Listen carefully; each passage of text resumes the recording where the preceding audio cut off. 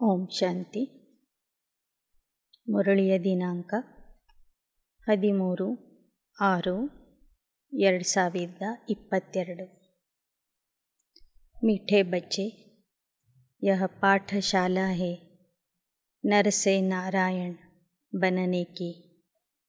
पढ़ाने वाला स्वयं सत्य बाप, सत्य शिक्षक और सद्गुरु है।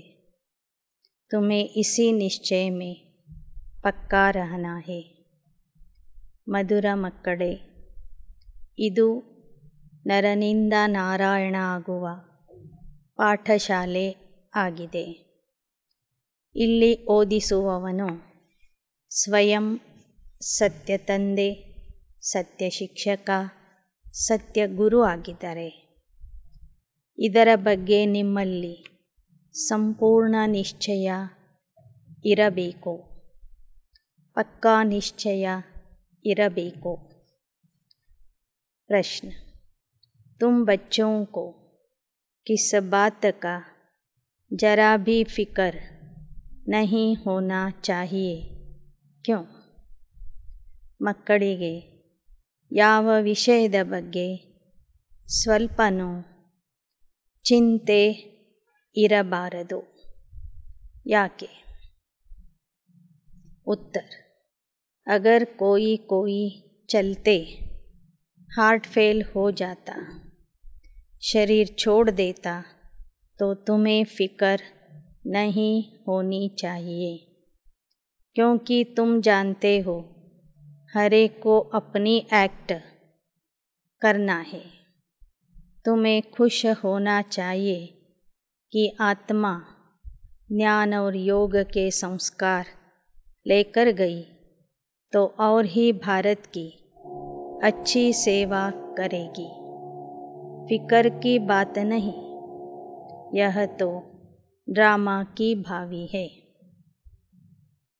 ಒಂದು ವೇಳೆ ಪುರುಷಾರ್ಥ ಮಾಡುವಂಥವರು ಪುರುಷಾರ್ಥದಲ್ಲಿ ನಡೀತಾ ಹಾರ್ಟ್ ಫೇಲ್ ಆಗಿ ದೇಹ ಬಿಟ್ಟು ಹೋದರೆ ಅದಕ್ಕೆ ನೀವು ಚಿಂತೆ ಮಾಡಬಾರದು. ಏಕೆಂದರೆ ನಿಮಗೆ ತಿಳಿದಿದೆ, ಪ್ರತಿಯೊಬ್ಬರೂ ತಮ್ಮ ಪಾತ್ರ ಮಾಡ್ತಿದ್ದಾರೆ. ಇನ್ನು ನಿಮಗೆ ಖುಷಿಯಾಗಬೇಕು. ಆತ್ಮ ಜ್ಞಾನ ಯೋಗದ ಸಂಸ್ಕಾರ ತೆಗೆದುಕೊಂಡು ಹೋಗಿದೆ ಅಂದರೆ ಅದು ಮುಂದಿನ ಜನ್ಮದಲ್ಲೂ ಸಹ ಭಾರತದ ಸೇವೆ ಮಾಡುವುದು. ಆದ್ದರಿಂದ ಚಿಂತೆಯ ವಿಷಯನೇ ಇಲ್ಲ. ओम शांति।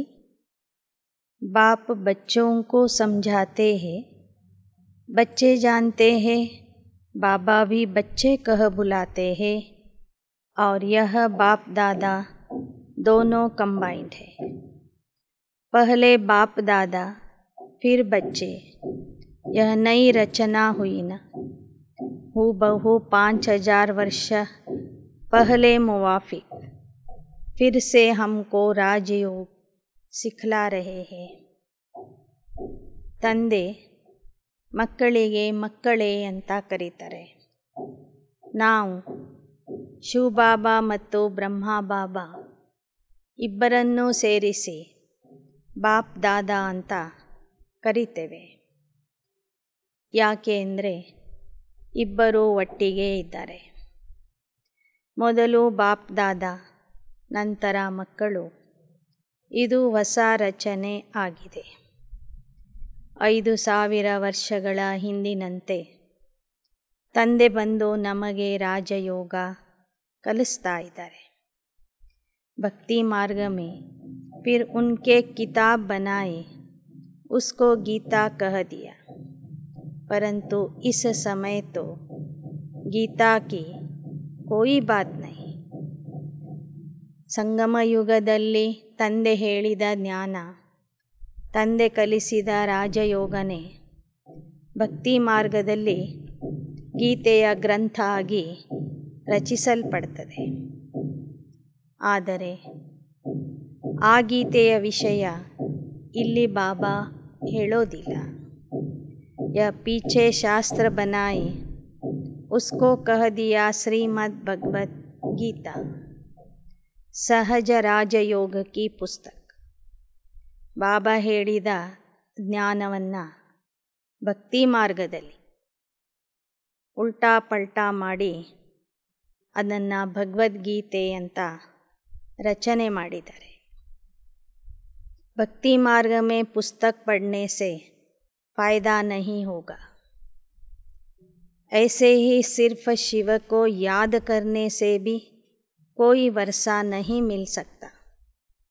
ಭಕ್ತಿ ಮಾರ್ಗದ ಪುಸ್ತಕಗಳನ್ನು ಓದೋದ್ರಿಂದ ಅಥವಾ ಶಿವನ ಪರಿಚಯ ತಿಳ್ಕೊಳ್ದೇನೆ ನೆನಪು ಮಾಡೋದ್ರಿಂದ ಯಾವ ಲಾಭನೂ ಸಿಗೋದಿಲ್ಲ. ತಂದೆಯಿಂದ ಆಸ್ತಿ ಸಿಗೋದಿಲ್ಲ.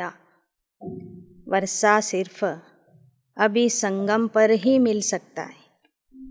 बाप ही बेहद का वर्षा देते हैं संगम पर. राजयोग सिखलाते हैं.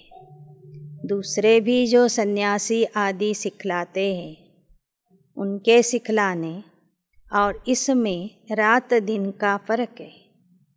ಸಂಗಮ ಯುಗದಲ್ಲಿ ಮಾತ್ರ ಪರಮಾತ್ಮ ಬಂದು ಬೇಹದ್ದಿನ ಆಸ್ತಿ ಕೊಡ್ತಾನೆ, ರಾಜಯೋಗ ಕಲಿಸ್ತಾನೆ. ಇತರ ಸನ್ಯಾಸಿಗಳು ರಾಜಯೋಗನೂ ಕಲಿಸೋದಿಲ್ಲ, ಸ್ವರ್ಗದ ಆಸ್ತಿನೂ ಕೊಡೋದಿಲ್ಲ. ಅವರು ಹೇಳುವ ಭಕ್ತಿಯ ಜ್ಞಾನ ಮತ್ತು ಪರಮಾತ್ಮ ಹೇಳುವ ಸತ್ಯಜ್ಞಾನದಲ್ಲಿ ಹಗಲು ರಾತ್ರಿಯಷ್ಟು ವ್ಯತ್ಯಾಸ ಇದೆ. उनकी बुद्धि में गीता रहती है और समझते हैं कृष्ण ने गीता सुनाई, व्यास ने लिखी. परंतु गीता तो न कृष्ण ने सुनाई थी, न वह समय था, न कृष्ण का रूप हो सकता है. ಭಕ್ತಿಯ ಭಗವದ್ಗೀತೆ ಹೇಳುವಂಥವರ ಬುದ್ಧಿಯಲ್ಲಿ ಇರ್ತದೆ, ಶ್ರೀಕೃಷ್ಣ ಗೀತಾ ಜ್ಞಾನ ಹೇಳಿದ್ದಾನೆ, ಗೀತಾ ಬೋಧನೆ ಮಾಡಿದ್ದಾನೆ. ಆ ಗೀತೆಯನ್ನು ವ್ಯಾಸ ಮಹರ್ಷಿಯವರು ಬರೆದಿದ್ದಾರೆ ಅಂತ ಅಲ್ಲಿ ಹೇಳ್ತಾರೆ.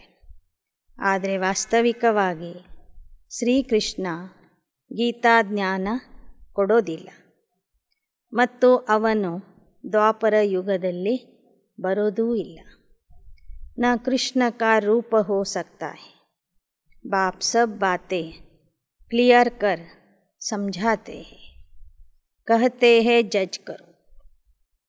ಈಗ ಶಿವಬಾಬಾ ಎಲ್ಲ ವಿಚಾರಗಳನ್ನು ಸ್ಪಷ್ಟ ಮಾಡಿ ತಿಳಿಸಿಕೊಡ್ತಾರೆ ಮತ್ತು ನಿರ್ಣಯ ಮಾಡಲಿಕ್ಕೂ ಹೇಳ್ತಾರೆ.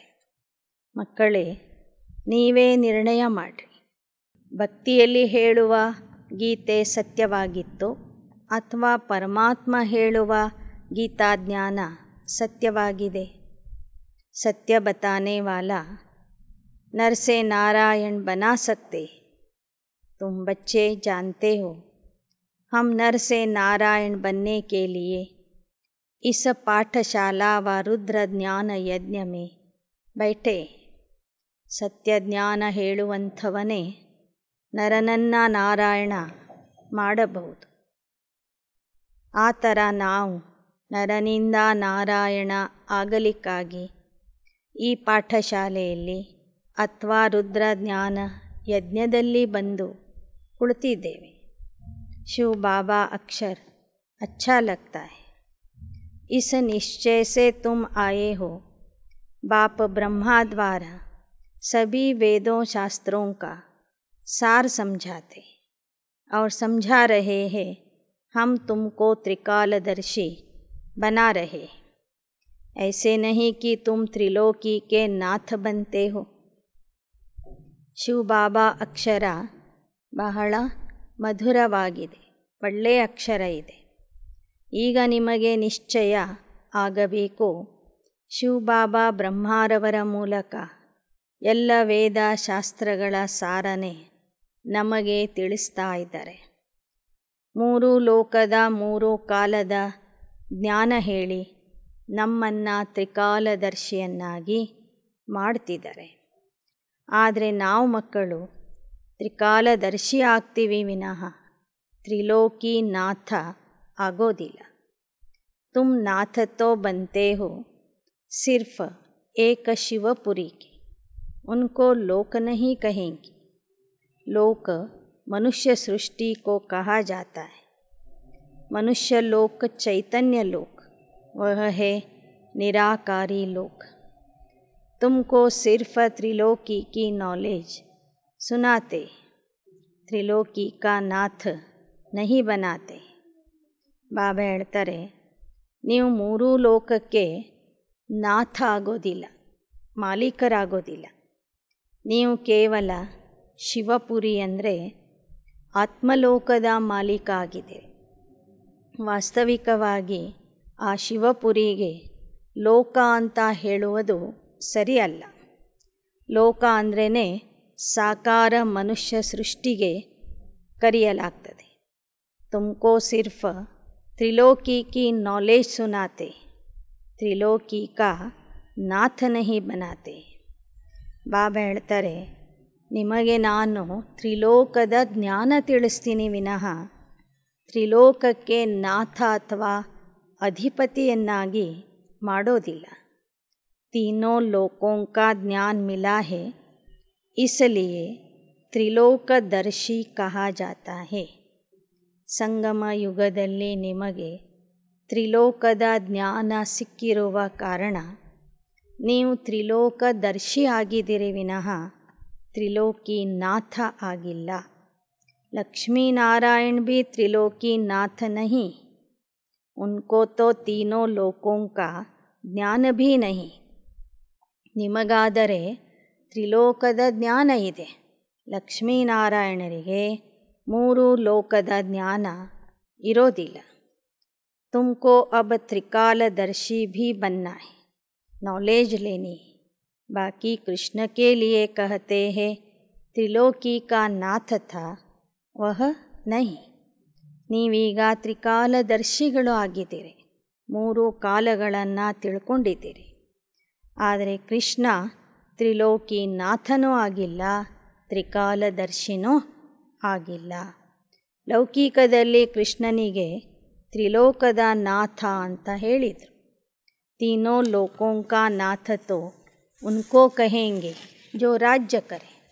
ಬಾಬಾ ಹೇಳ್ತಾರೆ, ಮೂರೂ ಲೋಕದ ನಾಥ ಅಂತ ಅನ್ನಿಸ್ಕೋಬೇಕಾದ್ರೆ ಒಬ್ಬರು ಮೂರೂ ಲೋಕದಲ್ಲಿ ರಾಜ್ಯ ಮಾಡಬೇಕು. ಆವಾಗ ಅವ್ರಿಗೆ ಮೂರೂ ಲೋಕದ ಮಾಲೀಕರು ಅಥವಾ ನಾಥ ಅಂತ ಹೇಳಬಹುದು. वह तो सिर्फ वैकुंठ नाथ बनते हैं. सत्युग को वैकुंठ कहा जाता है, त्रेता को वैकुंठ नहीं कहें. ಬಾಬಾ ಹೇಳ್ತಾರೆ, ಶ್ರೀಕೃಷ್ಣ ವೈಕುಂಠನಾಥ ಆಗಿರ್ತಾನೆ. ಸತ್ಯಯುಗಕ್ಕೆ ವೈಕುಂಠ ಅಂತ ಹೇಳಲಾಗ್ತದೆ, ತ್ರೇತಾಯುಗಕ್ಕೆ ವೈಕುಂಠ ಅಂತ ಹೇಳೋದಿಲ್ಲ. इस लोक के भी हम नाथ नहीं बन सकते. बाबा भी सिर्फ ब्रह्म महतत्व का नाथ है. ब्रह्मांड जिसमें हम आत्माएं अंडे मिसल रहते हैं, उनका ही मालिक है. ब्रह्मा विष्णु शंकर सूक्ष्म वतन में रहने वाले हैं, तो वह वहाँ के नाथ है. ಬಾಬಾ ಹೇಳ್ತಾರೆ, ಈ ಮಾನವ ಲೋಕಕ್ಕೂ ನಾವು ನಾಥರಲ್ಲ, ಬರೇ ವೈಕುಂಠದ ನಾಥರು ನಾವು. ದ್ವಾಪರ ಕಲಿಯುಗದಲ್ಲಿ ನಾವು ಈ ಲೋಕಕ್ಕೆ ಮಾಲೀಕ ಆಗಿರೋದಿಲ್ಲ. ಶಿವಬಾಬಾನು ಕೇವಲ ಬ್ರಹ್ಮಾಂಡದ ಮಾಲೀಕ ಆಗಿರ್ತಾರೆ. ಹಾಗೆಯೇ ಬ್ರಹ್ಮ ವಿಷ್ಣು ಶಂಕರರು ಸೂಕ್ಷ್ಮವತನದ ನಾಥ ಆಗಿರ್ತಾರೆ. ತುಮ್ ಬಂತೆ ಹೋ ವೈಕುಂಠನಾಥ. ಶಿವಬಾಬಾ ಪರಮಧಾಮದ ನಾಥ, ನಿರಾಕಾರಿ ಲೋಕದ ನಾಥ.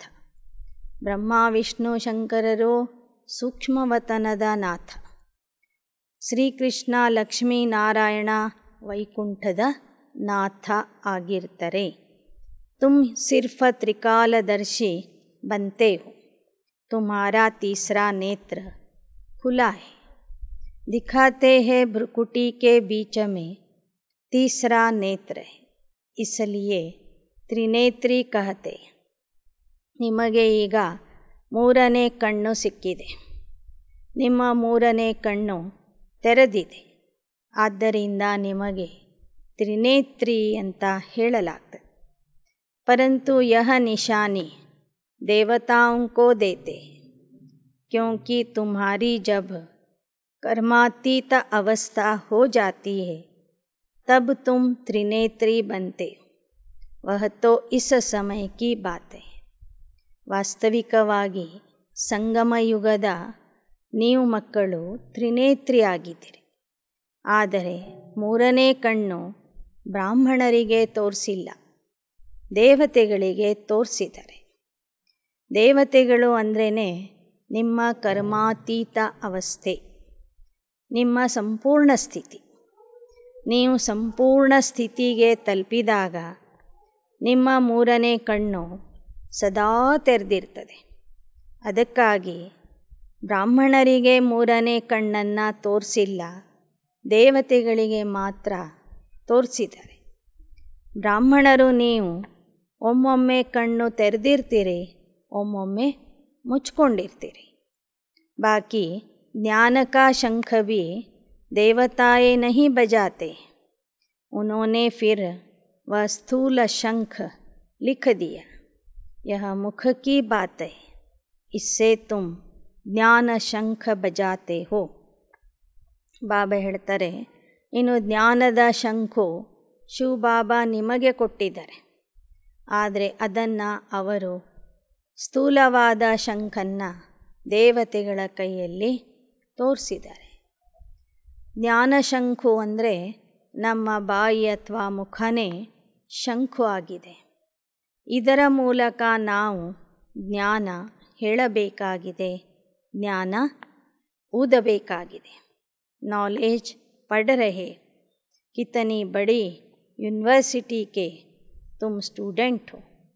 यह पतित पावन गॉड फादरली ಯೂನಿವರ್ಸಿಟಿ.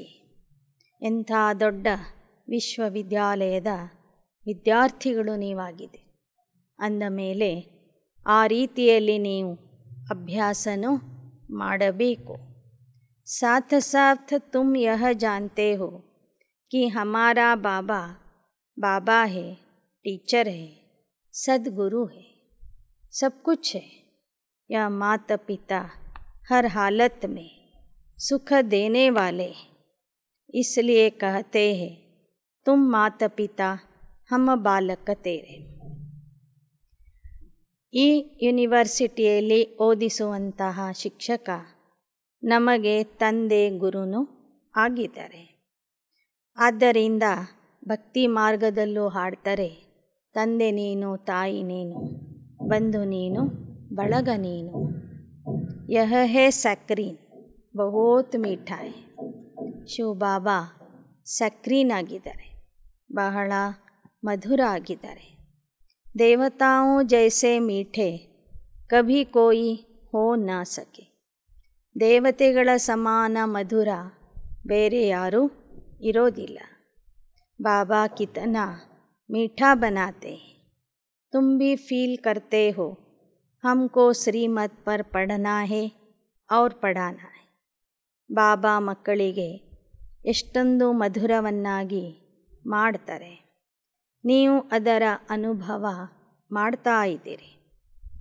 ಆ ಥರ ಮಧುರ ಆಗಲಿಕ್ಕೆ ನೀವು ಶ್ರೀಮತದಿಂದ ಓದಬೇಕು, ಓದಿಸಬೇಕು. यही धंधा है. बाकी कर्म भोग तो जन्म जन्मांतर का बहुत है ना. समझो कोई बीमार पड़ते, कल हार्ट फेल हो जाता है तो समझा जाता है भावी ಡ್ರಾಮಾ ಕಿ. ಬಾಬಾ ಹೇಳ್ತಾರೆ, ಓದುವುದು ಮತ್ತು ಓದಿಸುವುದೇ ನಿಮ್ಮ ಉದ್ಯೋಗ ಆಗಿದೆ.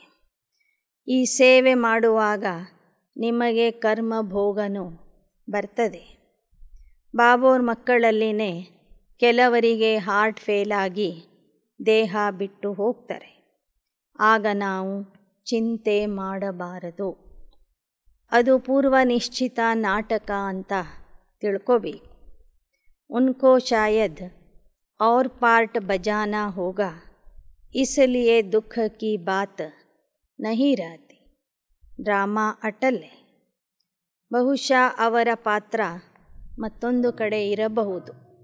ಅದಕ್ಕಾಗಿ ಅಂಥವರು ದೇಹ ಬಿಟ್ಟು ಹೋಗಿರ್ತಾರೆ.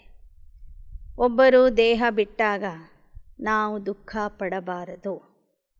ಯಾಕೆ ಅಂದರೆ ಡ್ರಾಮಾ ಅಟಲ್ है. उनको दूसरा पार्ट बजाना है तो फिक्र की क्या बात है. ನಾಟಕ ಅಟಲ ಅಡೋಲ ಆಗಿದೆ. ನಾಟಕದಲ್ಲಿ ಯಾವುದೇ ರೀತಿಯ ಬದಲಾವಣೆ ಸಾಧ್ಯವಿಲ್ಲ. ದೇಹ ಬಿಟ್ಟು ಹೋದಂಥವರು ಮತ್ತೊಂದು ಕಡೆ ಹುಟ್ಟಿ ಭಾರತ್ ಕಿ ಅಚ್ಚಿ ಸೇವಾ ಕರೆಂಗೆ. ಕ್ಯೋಂಕಿ ಸಂಸ್ಕಾರ ಹಿ ಐಸೆ ಲೇ ಜಾತೆ ಹೇ ನಾ. कोई के कल्याण अर्थ तो खुश होना चाहिए. ಬಾಬನ ಮಕ್ಕಳು ದೇಹ ಬಿಟ್ಟು ಹೋದವರು ಜ್ಞಾನ ಯೋಗದ ಸಂಸ್ಕಾರ ತೆಗೆದುಕೊಂಡು ಹೋಗಿರ್ತಾರೆ. ಮುಂದಿನ ಜನ್ಮದಲ್ಲೂ ಸಹ ಅವರು ಭಾರತದ ಸೇವೆ ಮಾಡ್ತಾರೆ, ಅನೇಕ ಆತ್ಮರ ಕಲ್ಯಾಣ ಮಾಡ್ತಾರೆ.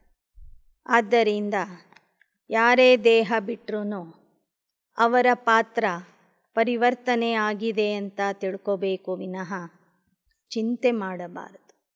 ಖುಷಿಯಲ್ಲಿ ಇರಬೇಕು. ಅದಕ್ಕಾಗಿ ಬಾಬಾ ಹೇಳ್ತಿದ್ರು, ಅಮ್ಮ ಮರೆ ತೋ ಹಲ್ವಾ ಖಾನಾ, ಬೀಬಿ ಮರೆ ತೋ ಹಲ್ವಾ ಖಾನಾ, ಇಸ್ಮೇ ಸಮಜ್ ಚಾಹಿಯೆ. ಸಾಕಾರದಲ್ಲಿ ಬಾಬಾ ಇದ್ದಾಗ ಹೇಳ್ತಿದ್ರು, ಅಮ್ಮ ಸತ್ರು ಹಲ್ವಾ ತಿನ್ನಬೇಕು, ಹೆಂಡತಿ ಸತ್ರು ಹಲ್ವಾ ತಿನ್ನಬೇಕು. ಅಂದರೆ ಯಾರೇ ದೇಹ ಬಿಟ್ಟರೂ ಮನಸ್ಸಿಗೆ ತಾಪ ಮಾಡ್ಕೋಬಾರ್ದು. ಸ್ಥಿತಪ್ರಜ್ಞೆ ಆಗಿ ನಮ್ಮ ಸ್ಥಿತಿಯನ್ನು ಆತ್ಮಿಕ ಸ್ಥಿತಿ ಇಟ್ಕೊಳ್ಬೇಕು. ದುಃಖಿಯಾಗಬಾರದು. ಕ್ಯೋಂಕಿ ಜಾನ್ತೆ ಹೋ ಹಮ್ ಆ್ಯಕ್ಟರ್ಸ್ ಹೈ, ಹರ್ ಏಕ್ ಕೋ ಅಪ್ನಾ ಆ್ಯಕ್ಟ್ ಕರ್ನಾ ಹೈ. ಯಾಕೆ ಅಂದರೆ ಬಾಬಾ ಮೊದಲೇ ಹೇಳಿಬಿಟ್ಟಿದ್ದಾರೆ, ನಾವೆಲ್ಲರೂ ಪಾತ್ರಧಾರಿಗಳು. ಅವರವರ ಪಾತ್ರ ಮುಗಿದಾಗ ಅವರು ದೇಹ ಬಿಟ್ಟು ಹೋಗಬೇಕಾಗ್ತದೆ. ಏಕ್ ಶರೀರ್ ಛೋಡ್ ದೂಸರಾ ಪಾರ್ಟ್ ಬಜಾನಾ ಹೈ. जिन संस्कारों को ले जाएंगे वहाँ गुप्त सर्विस करेंगे. आत्मा में संस्कार तो रहते हैं ना. जो सर्विसेबल बच्चे हैं, मुख्य मान भी उनका है. सर्विस करने वाले, भारत का कल्याण करने वाले सिर्फ तुम बच्चे हो. बाकी और सब अकल्याण ही करते. ಬಾಬಾ ಹೇಳ್ತಾರೆ, ಸೇವಾಧಾರಿ ಮಕ್ಕಳು ದೇಹ ಬಿಟ್ಟು ಹೋದರೆ ಮುಂದೆಯೂ ಸಹ ಮತ್ತೊಂದು ಜನ್ಮದಲ್ಲಿ ಗುಪ್ತವಾಗಿ ಸೇವೆ ಮಾಡ್ತಾರೆ. ಸೇವೆ ಮಾಡುವಂಥ ಮಕ್ಕಳಿಗೆ ಎಲ್ಲರಿಂದನೂ ಗೌರವ ಸಿಗ್ತದೆ. ನೀವು ಭಾರತದ ಕಲ್ಯಾಣ ಮಾಡುವಂತಹ, ಸೇವೆ ಮಾಡುವಂತಹ ಸೇವಾಧಾರಿಗಳು ಆಗಿದ್ದೀರಿ. ಬಾಕಿ ಸಬ್ ಅಕಲ್ಯಾಣ ಕರ್ತೆ, ಪತಿತ ಬನಾತೆ. ಉಳಿದವರು ಕಲ್ಯಾಣದ ಹೆಸರಿನಲ್ಲಿ ಅಕಲ್ಯಾಣ ಮಾಡ್ತಾ ಇದ್ದಾರೆ, ಅನೇಕರನ್ನು ಪತಿತ ಮಾಡ್ತಾ ಇದ್ದಾರೆ. ಆದರೆ ನೀವು ಮಕ್ಕಳು ನಿಜವಾದ ಕಲ್ಯಾಣ ಮಾಡ್ತೀರಿ. समझो कोई फर्स्ट क्लास सन्यासी मरता है, वह ऐसे बैठ जाते हैं हम शरीर छोड़ ब्रह्म में जाकर लीन हो जाए, तो वह जाकर कोई का कल्याण कर नहीं सकते. क्योंकि वह कोई कल्याणकारी बाप की संतान थोड़े ही. तुम कल्याणकारी की संतान, तुम किसका अकल्याण कर नहीं सकते हो. ಬಾಬಾ ಹೇಳ್ತಾರೆ, ಸನ್ಯಾಸಿಗಳು ಬ್ರಹ್ಮತತ್ವದಲ್ಲಿ ಲೀನ ಆಗ್ತೀವಿ ಅಂತ ಹೇಳಿಕೊಂಡು ಹಠದಿಂದ ಕೂತಿರ್ತಾರೆ, ಬ್ರಹ್ಮತತ್ವದ ನೆನಪು ಮಾಡ್ತಿರ್ತಾರೆ. ಆದರೆ ಅವರು ದೇಹ ಬಿಟ್ಟ ನಂತರ ಮತ್ತೊಂದು ಕಡೆ ಹುಟ್ಟಿ ಯಾರ ಕಲ್ಯಾಣನೂ ಮಾಡೋದಿಲ್ಲ. ಯಾಕೆ ಎಂದರೆ ಅವರು ಕಲ್ಯಾಣಕಾರಿ ತಂದೆಯ ಮಕ್ಕಳಲ್ಲ. ನೀವು ಕಲ್ಯಾಣಕಾರಿ ತಂದೆಯ ಮಕ್ಕಳಾಗಿದ್ದೀರಿ. ನೀವು ಯಾರ ಅಕಲ್ಯಾಣನೂ ಮಾಡೋದಿಲ್ಲ. ತುಮ್ ತೋ ಜಾಯೆಂಗೆ ಕಲ್ಯಾಣ ಅರ್ಥ. ನೀವು ದೇಹ ಬಿಟ್ಟು ಹೋದರೂ ಕಲ್ಯಾಣದ ಸಲುವಾಗಿ ಹೋಗ್ತೀರಿ. ಯಹ ಹೇ ಪತಿತ ದುನಿಯಾ. बाप का ऑर्डिनेंस निकला है कि अभी यह भोग बल की रचना नहीं चाहिए. ಬಾಬಾ ಹೇಳ್ತಾರೆ, ಇದು ಪತಿತ ಪ್ರಪಂಚ ಆಗಿದೆ. ಆದ್ದರಿಂದ ಬಾಬಾ ಸುಗ್ರೀವಾಜ್ಞೆ ಹೊರಡಿಸಿದ್ದಾರೆ. ನೀವು ಭೋಗ ಬಲದಿಂದ ಇನ್ನೂ ಹೊಸ ರಚನೆ ಮಾಡಬಾರದು, ಮಕ್ಕಳನ್ನು ಹುಟ್ಟಿಸಬಾರದು. आधा कल्प से तुम एक दो को काम कटारी से दुख देते आए हो. यह रावण के 5 भूत है जो तुमको दुख देते. यह तुम्हारे बड़े दुश्मन है. बाकी कोई सोनी लंका आदि थी नहीं. ಬಾಬಾ ಹೇಳ್ತಾರೆ, ಅರ್ಧ ಕಲ್ಪದಿಂದ ನೀವು ಪರಸ್ಪರರಿಗೆ ಕಾಮವಿಕಾರದಲ್ಲಿ ಹೋಗಿ ದುಃಖ ಕೊಡ್ತಾ ಬಂದಿದ್ದೀರಿ. ಈ 5 ವಿಕಾರಗಳು ನಿಮಗೆ ಶತ್ರು ಆಗಿವೆ. ಬಾಕಿ ರಾವಣ ರಾಜ್ಯ ಅಂದರೆ ಚಿನ್ನದ ಲಂಕೆ ಇತ್ತು ಅಂತ ಏನು ಕೇಳಿದ್ದೀವಿ, ಆ ಥರ ಯಾವುದೂ ಇರಲಿಲ್ಲ. ಯಹ ಸಬ್ ಬಾತೆ ಬೈಠ ಬನಾಯಿ. ಅಬ್ ಬಾಪ್ ಕಹತೆ ಯಹ ತೋ ಬೇಹದ್ ಕಿ ಬಾತ್ ಹೈ. सारी मनुष्य सृष्टि इस समय रावण की जंजीरों में बंधी हुई. ಇಡೀ ಮಾನವ ಸೃಷ್ಟಿನೇ ಈ ಸಮಯದಲ್ಲಿ ರಾವಣನ ಬಂಧನದಲ್ಲಿ ಇದೆ. मैगजीन में चित्र अच्छा निकला है. सब रावण के पिंजड़े में पड़े हैं. सब शोक वाटिका में है. अशोक वाटिका है नहीं. अशोका होटल भी नहीं. यह तो सब शोक की होटलें हैं. बहुत गंद करते. तुम बच्चे जानते हो स्वच्छ कौन है और गंदे कौन है. अभी तुम फूल बन रहे. ಒಂದು ಮ್ಯಾಗ್ಝೀನಲ್ಲಿ ನೀವು ಚಿತ್ರ ಹಾಕಿದ್ದೀರಿ. ಅದರಲ್ಲಿ ಏನು ತೋರಿಸಿದ್ದಾರೆ? ರಾವಣನ ಪಂಜರದಲ್ಲಿ ಎಲ್ಲ ಆತ್ಮಗಳು ಬಂಧಿತರಾಗಿದ್ದಾರೆ. ಇದು ಶೋಕವನ ಆಗಿದೆ. ಈ ಚಿತ್ರ ಬಹಳ ಚೆನ್ನಾಗಿ ಮಾಡಿದ್ದೀರಿ ಅಂತ ಹೇಳ್ತಾರೆ ಬಾಬಾ. ಇಲ್ಲಿ ಯಾವುದೂ ಸಹ ಅಶೋಕವನ ಇಲ್ಲ, ಅಶೋಕ ಹೋಟೆಲ್ಲೂ ಇಲ್ಲ. ಎಲ್ಲ ಹೋಟೆಲ್ಗಳಲ್ಲಿ ವಿಕಾರಿ ಕರ್ಮಗಳು ನಡೀತಾ ಇವೆ. ಎಲ್ಲ ಹೋಟೆಲ್ಗಳಾಗಲಿ ಜಗತ್ತೇ ಆಗಲಿ ಶೋಕ ತುಂಬಿದೆ. ಇದು ಶೋಕದ ಹೋಟೆಲ್ಗಳು ಆಗಿದ್ದಾವೆ ವಿನಃ ಅಶೋಕ ಹೋಟೆಲ್ ಅನ್ನೋದು ಇಲ್ಲಿ ಒಂದೂ ಇಲ್ಲ ಅಂತ ಹೇಳ್ತಾರೆ ಬಾಬಾ. ಇನ್ನು ಹೋಟೆಲ್ಗಳಲ್ಲಿ ಬಹಳ ಕೆಟ್ಟ ಕೆಲಸಗಳನ್ನು ಜನ ಮಾಡ್ತಿರ್ತಾರೆ. ತುಮ್ ಬಚ್ಚೆ ಜಾನ್ತೆ ಹೋ ಸ್ವಚ್ಛ ಕೌನ್ ಹೇ ಗಂದೆ ಕೌನ್ ಹೇ. ಈ ಜಗತ್ತು ಈಗ ಶೋಕವನ ಆಗಿದೆ ವಿನಃ ಅಶೋಕವನ ಆಗಿಲ್ಲ. ಅಶೋಕ ಹೋಟೆಲ್ಲೂ ಇಲ್ಲ. ಎಲ್ಲ ಹೋಟೆಲ್ಗಳು ಶೋಕದ ಹೋಟೆಲ್ಗಳು ಆಗಿದ್ದಾವೆ. ಎಲ್ಲ ಹೋಟೆಲ್ಗಳಲ್ಲಿ ಮನುಷ್ಯರು ಕೆಟ್ಟ ಕರ್ಮಗಳನ್ನು ಮಾಡ್ತಾರೆ. ಎಲ್ಲರೂ ಹೊಲಸಾಗಿದ್ದಾರೆ. ಈಗ ನಿಮಗೆ ತಿಳಿದಿದೆ ಸ್ವಚ್ಛ ಇದ್ದವರು ಯಾರು, ಹೊಲಸಾದವರು ಯಾರು. ನೀವೀಗ ಸ್ವಚ್ಛ ಸುಂದರವಾದ ಹೂ ಆಗ್ತಾ ಇದ್ದೀರಿ. तुम बच्चे समझते हो आत्मा के रिकॉर्ड में कितना बड़ा पार्ट नोंधा हुआ है. यह बड़ी वंडरफुल बातें इस छोटी आत्मा में अविनाशी पार्ट 84 जन्मों का भरा हुआ है. अभी है ಎಂಡ್. ಆತ್ಮದಲ್ಲಿ 84 ಜನ್ಮಗಳ ಪಾತ್ರ ರೆಕಾರ್ಡ್ ಆಗಿದೆ. ಇದು ಎಂತಹ ಆಶ್ಚರ್ಯದ ವಿಷಯ ಆಗಿದೆ. 84 ಜನ್ಮಗಳ ಪಾತ್ರ ಮುಗಿಸಿ ನಾವೀಗ ಮನೆಗೆ ಹೋಗೋರಿದ್ದೇವೆ. ಈಗ ನಾಟಕದ ಅಂತ್ಯ ಬಂದಿದೆ. ಖೂನೆ ನಾಹಕ್ ಖೇಲ್ ಹೈ, ಏಕ ಬಾಂಬ್ ಸೆ ಕಿತನೆ ಮರ್ ಪಡ್ತೆ, ತುಮ್ ಜಾನ್ತೆ ಹೋ ಅಭಿ ಪುರಾನಿ ದುನಿಯಾ ರಹನಿ ನಹಿ. ಒಂದೇ ಒಂದು ಬಾಂಬ್ ಹಾಕಿದರೆ ಎಲ್ಲರೂ ಸಾಯೋರಿದ್ದಾರೆ. ಕೊನೆಗೆ ಇಂತಹ ಒಂದು ವಿನಾಶದ ಆಟ ನಡೆಯಲಿದೆ. ಯ ಪುರಾನಿ ದುನಿಯಾ ಪುರಾನಿ ಶರೀರ್ ನಹಿ ರಹನಾ ಹೈ. ಹಳೆ ಪ್ರಪಂಚನೂ ಇರೋದಿಲ್ಲ, ಹಳೆ ದೇಹನೂ ಇರೋದಿಲ್ಲ. हमको नई दुनिया नया शरीर मिलना है, इसलिए पुरुषार्थ कर रहे हैं ಶ್ರೀಮತ್. ನಮಗೀಗ ಹೊಸ ಜಗತ್ತು, ಹೊಸ ದೇಹ ಸಿಗಲಿದೆ. ಅದಕ್ಕಾಗಿಯೇ ನಾವು ಪುರುಷಾರ್ಥ ಮಾಡಬೇಕಾಗಿದೆ ಶ್ರೀಮತದ ಆಧಾರದಿಂದ. ಶ್ರೀ ಶ್ರೀ ಕಿ ಶ್ರೀಮತ್ ಪರ್ ಹಮ್ ಶ್ರೀ ಲಕ್ಷ್ಮೀ ಶ್ರೀ ನಾರಾಯಣ್ बनते हैं.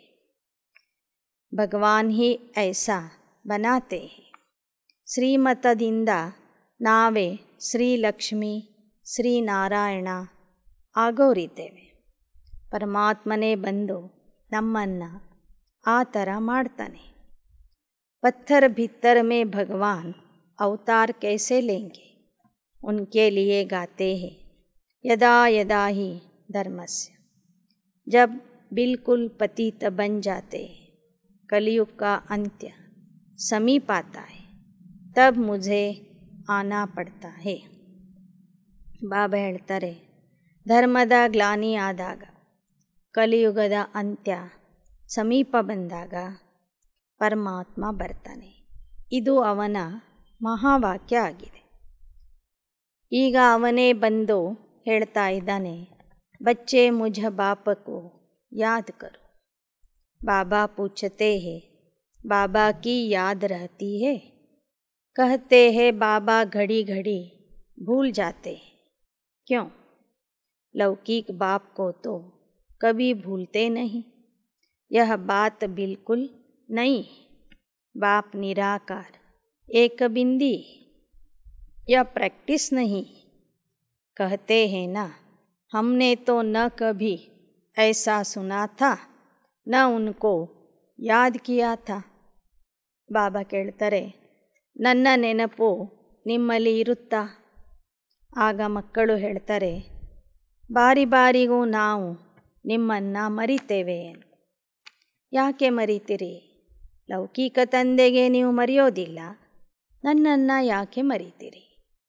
ಯಾಕೆ ಅಂದರೆ ಇದು ಹೊಸ ವಿಚಾರ ಆಗಿದೆ.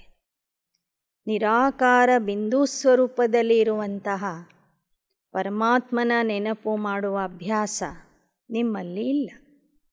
ಯಾಕೆ ಅಂದರೆ ನಿಮಗೆ ಅದು ಗೊತ್ತೂ ಇರಲಿಲ್ಲ. ಹೇಗೆ ನೆನಪು ಮಾಡಬೇಕು ಅಂತಲೂ ತಿಳಿದಿರಲಿಲ್ಲ. ದೇವತಾओं को भी यह ज्ञान नहीं रहता.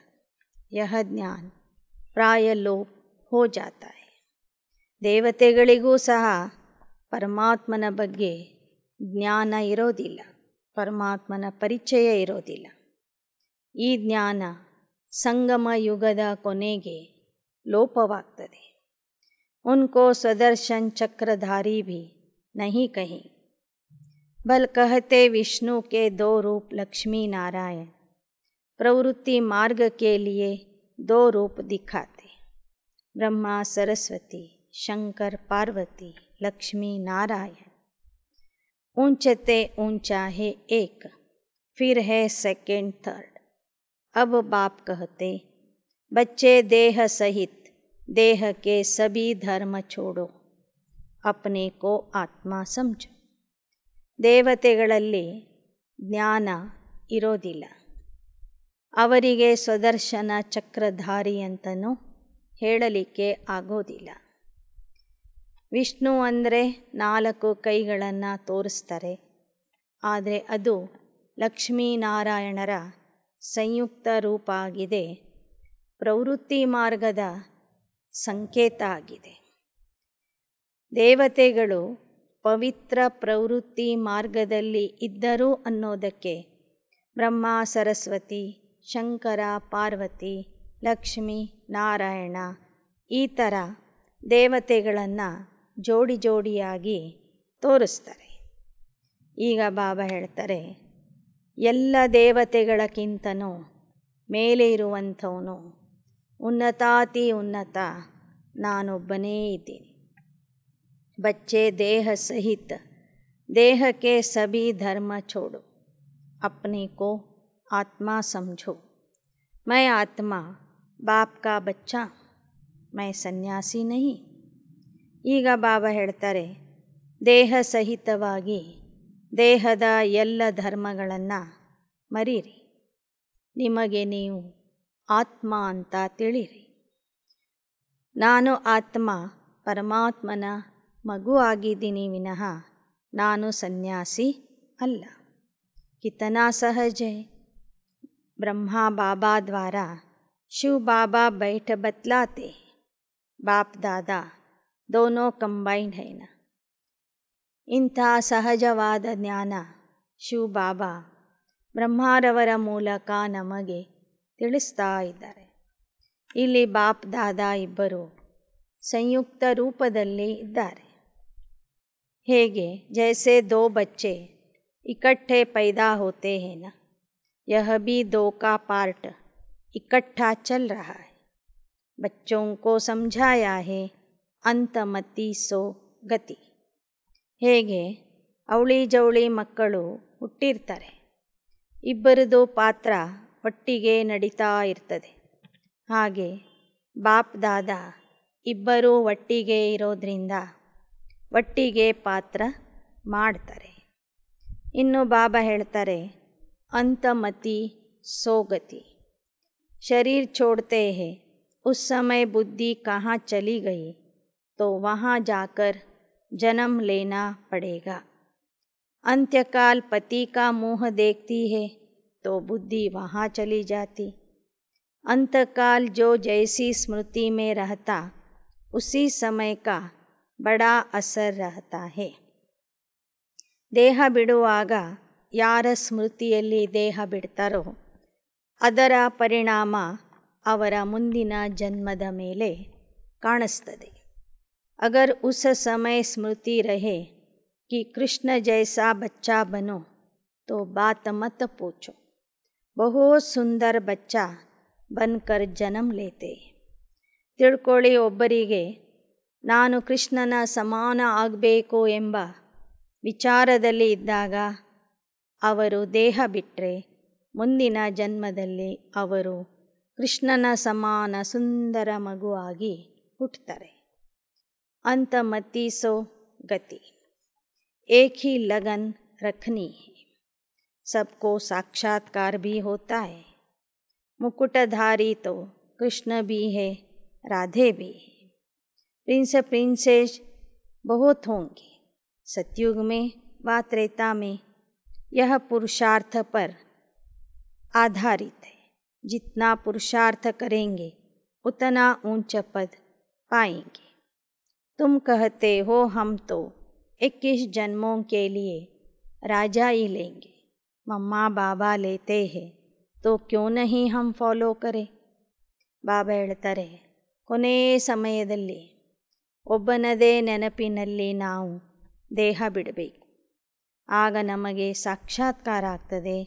ನಾವು ಯಾವ ಯುಗದ ರಾಜಕುಮಾರ ರಾಜಕುಮಾರಿ ಆಗೋರಿದ್ದೇವೆ. ಎಷ್ಟೆಷ್ಟು ಪುರುಷಾರ್ಥ ಮಾಡ್ತೀವೋ ಅಷ್ಟೇ 21 ಜನ್ಮದ ರಾಜ್ಯ ಭಾಗ್ಯ ನಮಗೆ ಸಿಗ್ತದೆ. ಮಮ್ಮ ಬಾಬಾ ಯಾವ ಥರ ಪುರುಷಾರ್ಥ ಮಾಡಿದರು ಆ ಥರ ನಾವು ಸಹ ಪುರುಷಾರ್ಥ ಯಾಕೆ ಮಾಡಬಾರದು. ज्ञान को धारण करना है फिर कराना है. इतनी सर्विस करनी है तब 21 जन्मों के लिए ಪ್ರಾರಬ್ಧ मिलेगी. ಜ್ಞಾನವನ್ನು ಧಾರಣೆ ಮಾಡಬೇಕು, ಮಾಡಿಸಬೇಕು. ಅಷ್ಟೊಂದು ಸೇವೆ ಮಾಡಿದಾಗ ಮಾತ್ರ 21 ಜನ್ಮದ ಪ್ರಾರಬ್ಧ ನಮಗೆ ಸಿಗುವುದು. तुम्हारी अहिंसक युद्ध है 5 विकारों रूपी रावण के साथ तुम उस पर विजय पाते। अगर राम को निशानी न देवे तो सूर्यವಂಶಿ ಚಂದ್ರವಂಶಿ कैसे कहा जाएगा? ಬಾಬಾ ಹೇಳ್ತಾರೆ, ನಿಮ್ಮ ಯುದ್ಧ ಮಾಯೆ ಅಥವಾ ರಾವಣನ ಜೊತೆಗೆ ಇದೆ. ಇದು ಅಹಿಂಸಕ ಯುದ್ಧ ಆಗಿದೆ. ರಾಮನ ಕೈಯಲ್ಲಿ ಬಿಲ್ಲು ಬಾಣ ಕೊಟ್ಟಿದ್ದಾರೆ. ಒಂದು ವೇಳೆ ಆ ಒಂದು ಚಿಹ್ನೆ ಕೊಟ್ಟಿರಲಿಲ್ಲ ಅಂದರೆ ನಾರಾಯಣ ಸೂರ್ಯವಂಶಿ ಸಂಪೂರ್ಣ ದೇವತಾ, ರಾಮ ಚಂದ್ರವಂಶಿ 14 ಕಲಾ ಸಂಪನ್ನ ದೇವತಾ ಅನ್ನೋದು ಹೇಗೆ ಗುರುತಿಸ್ಲಿಕ್ಕಾಗ್ತಿತ್ತು? ಅದಕ್ಕಾಗಿ ರಾಮನ ಕೈಯಲ್ಲಿ ಬಿಲ್ಲು ಬಾಣ ಕೊಟ್ಟಿದ್ದಾರೆ. ಅಬ್ ಬಾಪ್ ಕಹತೆ ಅಂತಮತಿ ಸೋಗತಿ, ದೇಹ ಕಾ ಭಿ ಖ್ಯಾಲ್ ನ ಹೋ सब को भूलना है. बाप कहते तुम नंगे आए थे नंगे जाना है. छोटी सी बिंदी आत्मा इन कानों से सुनती हो, मुख द्वारा बोलती हो. हम आत्मा एक शरीर छोड़ फिर दूसरे में जाते हैं. अभी हम आत्माएं घर जा रही. बाबा बड़ा श्रृंगार कराते हैं जिससे ಮನುಷ್ಯ ಸೇ ದೇವತಾ ಬನ್ ಜಾತೆ. ಬಾಬಾ ಹೇಳ್ತಾರೆ, ದೇಹದ ಸ್ಮೃತಿಯೂ ಇರಬಾರದು. ದೇಹ ಬಿಡುವಾಗ ಹೇಗೆ ಅಶರೀರಿಯಾಗಿ ಬಂದಿದ್ರಿ ಹಾಗೆ ಅಶರೀರಿಯಾಗಿ ಮನೆಗೆ ಹೋಗಬೇಕಾಗಿದೆ. ಬಾಬಾ ನಿಮಗೆ ಶೃಂಗಾರ ಮಾಡ್ತಾ ಇದ್ದಾರೆ, ಮನುಷ್ಯರಿಂದ ದೇವತಾ ಮಾಡಲಿಕ್ಕಾಗಿ. समझते हैं बरोबर हम ब्रह्मा द्वारा देवता बन रहे हैं. गाते हैं ब्रह्मा द्वारा स्थापना देवता धर्म की. नापास होने से फिर त्रेता के क्षत्रिय धर्म में चले जाते हैं. ब्रह्मा द्वारा ब्राह्मण देवता क्षत्रिय 3 धर्मों की स्थापना होती. सतयुग में और कोई धर्म होते नहीं और सब बाद में आते हैं. ಬ್ರಹ್ಮನ ಮೂಲಕ ಶಿವ ಬಾಬಾ ದೇವತಾ ಧರ್ಮದ ಸ್ಥಾಪನೆ ಮಾಡ್ತಾ ಇದ್ದಾರೆ. ಸಂಪೂರ್ಣ ಪಾಸಾಗುವಂಥವರು ದೇವತೆಗಳಾಗಿ ಬರ್ತಾರೆ. ನಾಪಾಸಾಗೋರು ತ್ರೇತಾಯುಗದ ಕ್ಷತ್ರಿಯರಾಗಿ ಬರ್ತಾರೆ. ಹೀಗೆ ಸಂಗಮ ಯುಗದಲ್ಲಿ ಶಿವ ಬಾಬಾ ಬ್ರಹ್ಮಾರವರ ಮೂಲಕ ಬ್ರಾಹ್ಮಣ ದೇವತಾ ಕ್ಷತ್ರಿಯ ಈ 3 ಧರ್ಮಗಳ ಸ್ಥಾಪನೆ ಮಾಡ್ತಾರೆ. सतयुग में और कोई धर्म होते नहीं, सब बाद में आते, उनसे हमारा कोई कनेक्शन नहीं. भारतवासी भूल गए हैं कि हम आदि सनातन देवता धर्म के हैं. यह भी ड्रामा का पार्ट ऐसा बना हुआ है. ಇತರ ಧರ್ಮದವರ ಜೊತೆಗೆ ನಮಗೆ ಯಾವ ಸಂಬಂಧನೂ ಇಲ್ಲ. ನಾವು ಭಾರತವಾಸಿಗಳೇ ನಮ್ಮ ಧರ್ಮವನ್ನು ಮರ್ತಿದ್ದೇವೆ. ಈ ಥರ ಮರೆಯುವುದು ಸಹ ನಾಟಕದಲ್ಲಿ ಫಿಕ್ಸ್ ಆಗಿತ್ತು, ನಿಗದಿಯಾಗಿತ್ತು. ಅಚ್ಚ मीठे मीठे सिक्की लदे बच्चों प्रति मात पिता बाप दादा का याद प्यार और गुड मॉर्निंग. रूहानी बाप की रूहानी बच्चों को नमस्ते.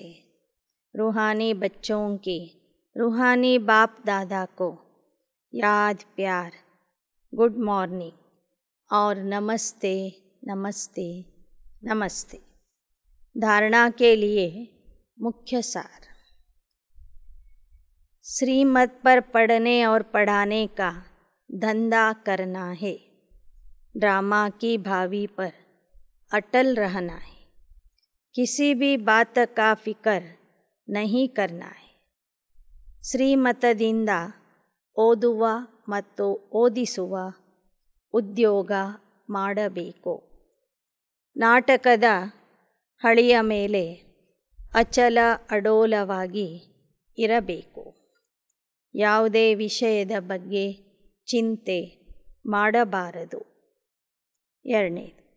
अंत्यकाल में एक बाप के सिवाय और कोई भी याद न आए, इसलिए इस देह को भी भूलने का अभ्यास करना है, अशरीरी बनना है. ಅಂತ್ಯಕಾಲದಲ್ಲಿ ಒಬ್ಬ ತಂದೆಯ ವಿನಃ ಬೇರೆ ಯಾರ ನೆನಪು ಬರಬಾರದು. ಅದಕ್ಕಾಗಿ ದೇಹವನ್ನು ಸಹ ಮರೆಯುವ ಅಭ್ಯಾಸ ಮಾಡಬೇಕು, ಅಶರೀರಿ ಆಗಬೇಕು. वरदान. मन बुद्धि से किसी भी बुराई को टच न करने वाले संपूर्ण वैष्णव व सफल तपस्वी भव. ಮನಬುದ್ಧಿಯ ಮೂಲಕ ಕೆಟ್ಟತನವನ್ನು ಸ್ಪರ್ಶ ಮಾಡದೆ ಸಂಪೂರ್ಣ ವೈಷ್ಣವ ಅಥವಾ ಸಫಲ ತಪಸ್ವಿ ಆಗಿರಿ. ಮನಬುದ್ಧಿಯ ಮೂಲಕ ಕೆಟ್ಟತನವನ್ನು ಸ್ಪರ್ಶ ಮಾಡದೆ ಸಂಪೂರ್ಣ ವೈಷ್ಣವ ಅಥವಾ ಸಂಪೂರ್ಣ ತಪಸ್ವಿಗಳು ಆಗಿರಿ. पवित्रता की पर्सनैलिटी व रॉयल्टी वाले मन बुद्धि से किसी भी बुराई को टच नहीं कर सकते. जैसे ब्राह्मण जीवन में शारीरिक आकर्षण व शारीरिक टचिंग अपवित्रता है, ऐसे मन बुद्धि में किसी विकार के संकल्प मात्र की आकर्षण व टचिंग अपवित्रता है.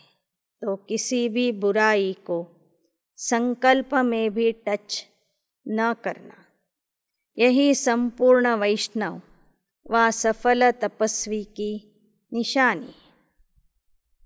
ಪವಿತ್ರತೆಯ ವ್ಯಕ್ತಿತ್ವ ಘನತೆ ಉಳ್ಳವರು ಮನಬುದ್ಧಿಯಿಂದ ಯಾವುದೇ ಕೆಟ್ಟತನವನ್ನು ಸ್ಪರ್ಶ ಮಾಡೋದಿಲ್ಲ.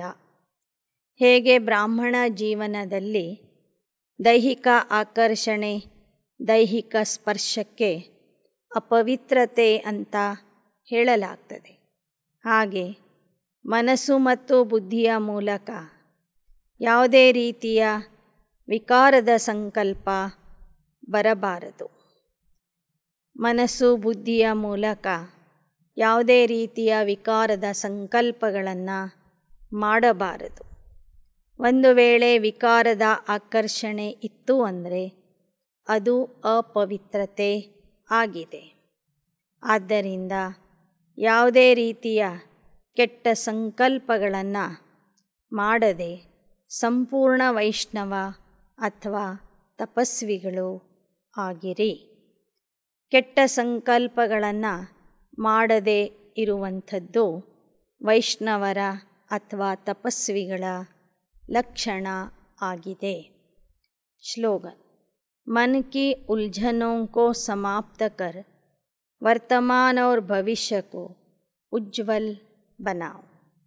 ಮನಸ್ಸಿನ ಗೊಂದಲವನ್ನು ಸಮಾಪ್ತಿ ಮಾಡಿ ವರ್ತಮಾನ ಮತ್ತು ಭವಿಷ್ಯವನ್ನು ಉಜ್ವಲಗೊಳಿಸಿರಿ.